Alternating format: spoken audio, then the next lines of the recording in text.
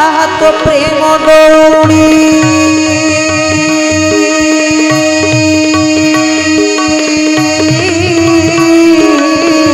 मोबे करे भिड़ी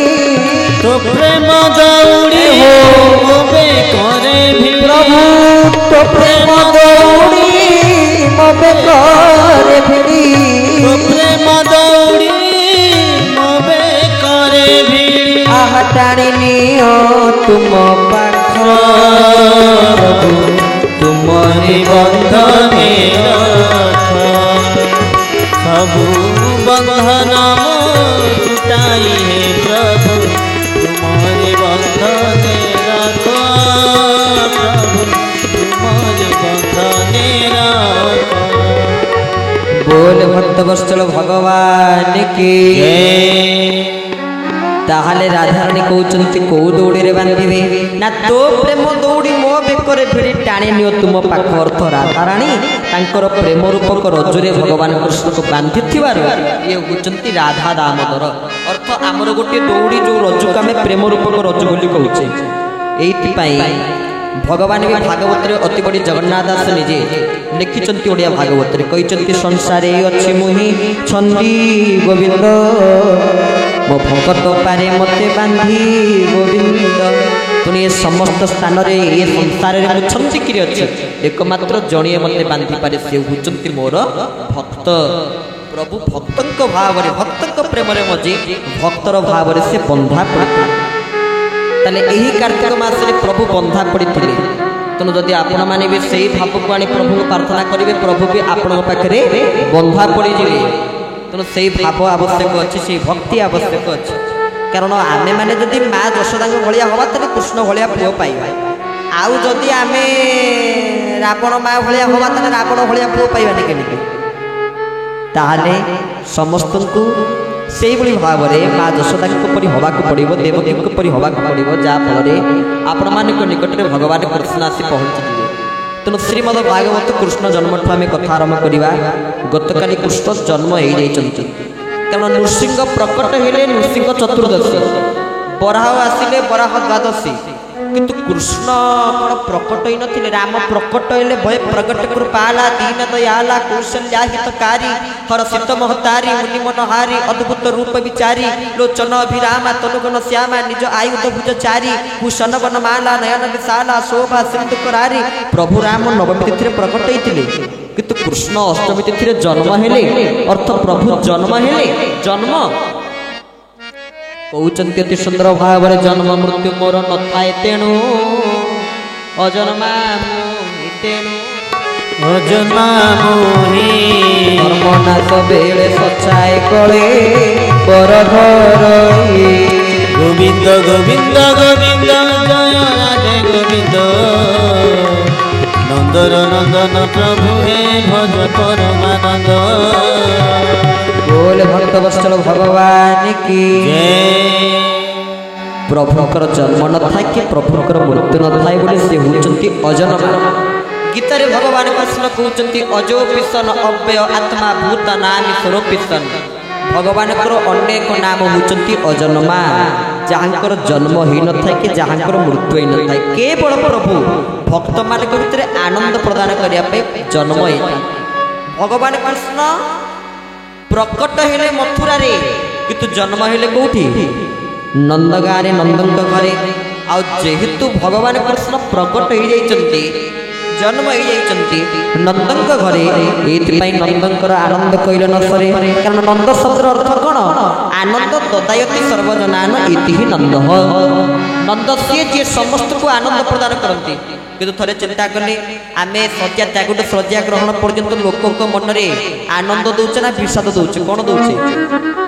जे विषाद दौथे से आनंद दवा चेष्टा करते केबे जदि मो कहा मन टिके हस दे परिबि नाही तले कहा भी दुख देबिनी कहा भी कष्ट देबिनी कहा मन में कष्ट देबिनी ए व्रत रखंतु ए संकल्प रखंतु मोर परमाराध्य ठाकुर केशव चंद्र कहते तू जेपरी आनंद हो आसीचु सेपरी अन्य को सेमिति आनंद दे जीवु तू आनंद ही आसीचु आनंद देकरी मध्य जीवु नंद सेमिति आनंद प्रदान करि जाइथिबारु पाइचंती आनंद कंद संचित आनंद भगवान कृष्ण समस्त को आनंद प्रदान करुवारो आज स्वयं आनंद तांको पाखरे आ सर्वश्रेष्ठ आनंद कोठी कृष्ण पाखरे ना कारण देह खोजे सुख मन खोजे शांति आत्मा खोजे आनंद तेणु ये आत्मा और परमात्मा को मिलन होइछि आ भगवान कृष्ण को नंद पाई नंद पाई कौन करिसंती आहा मो नंद कोळे गोविंद आहा मो नंद कोळे गोविंद आहा मो नंद कोळे गोविंद आहा मो नंद कोळे गोविंद आहा बाज शंख बेरी तुरे भुवन आनंद बाज शंख भेरी तुरी भुवन आनंद नंद कोळे गोविंद आहा मो नंद कोळे गोविंद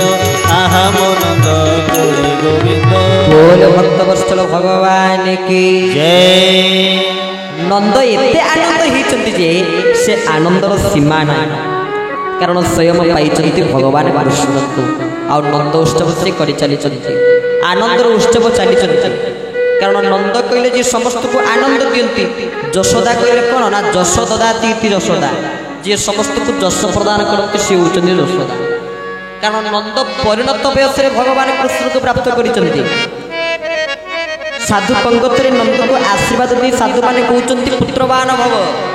नंद कहउचंती एटा बयस आपण कहउचंती पुत्रवान भव मोर से परिणत वयस रे पुणी मते प्रभु पुत्रटिए देबे आपण केमिति कथा कहउचंती कहले किंतु साधु को पाटी तो कथा बाहरी जाईछि साधु जहा थरे कहि दैचंती माने ताहा निश्चित हबई हब तो सतर्कता अवलंबन करुथिबे साधु संसंग क्षेत्र रे तांको पाटरू जदि जहा बाहरी जीव जदि प्रकृत निष्ठ साधु हेतिबे ब्रह्मनिष्ठ संत हेतिबे तले तांको पाटरू जहा बाहरी जीव ताहा ही होय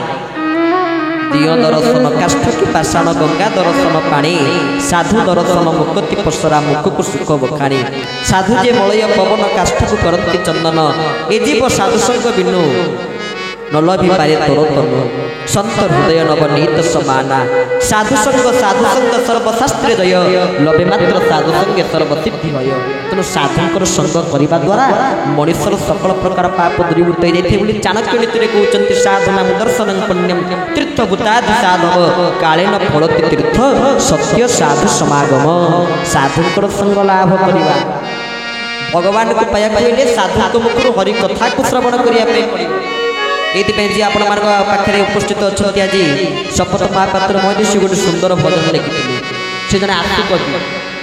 ये बसते जब कह सागे सागे लिखिदेवे गोटे भजन ये गाँ पर लिखिले गोटे भजन सागे सागे पचार देगी सागे सागे गोटे भजन से लिखिदेवे सागे सागे एमती शक्ति प्रभु देते बहुत ज्ञानी सी उपस्थित अच्छा मुझे व्यासपीठ प्रणाम निवेदन करुच्ची सी गोटे सुंदर भजन लिखिले एमती प्रार्थना चैनल जो आमर चली कार्यक्रम रेकर्डिंग चलला बेलू हठात भगवान को कथा महात्मा उपर पड़ी आज्ञा गोटे कौन लिखुना ना से बस हो तू ये एपिसोडा कर दे आर एपिसोड बेलू लिखी ते दौर गोटे एपिसोड सर सागे सागे खाता आसिक मो पाखे कागज आसिक मो पाखे यही गीत एमती स्वर एमती हम ना स्वर कौन सी जहाँ स्वर बतईला मुझे जहाँ गाइली आपण मान शुणु कौन बतईले हरि कथा कहूथा पद्म पाद ध्याउथा हरि कथा कहूथा पद्म पाद ध्याउथा हरि कथा कहूथा पद्म पाद ध्याउथा हरि कथा कहूथा पद्म पाद ध्याउथा संसारवासी को सुख संसारवासी को सुख संसारवासी को सुख संसारवासी को सुख शांति देउता हरि कथा कहूथा पद्म पाद ध्याउथा हरि कथा कहूथा पद्म पाद ध्याउथा निश्वास रे नारायण प्रश्वास रे नारायण निश्वास रे नारायण प्रश्वास रे नारायण स्पंदन रे नारायण बंदन रे नारायण रे नारायण बंदन रे नारायण पादे पादे नारायण पादे पादे नारायण पादे पादे नारायण पादे पादे नारायण नाम गाउथा हरि कथा कहूथा पद्म पाद ध्याउथा हरि कथा कहूथा पद्म पाद ध्याउथा बोल भक्तवत्सल भगवान की जय।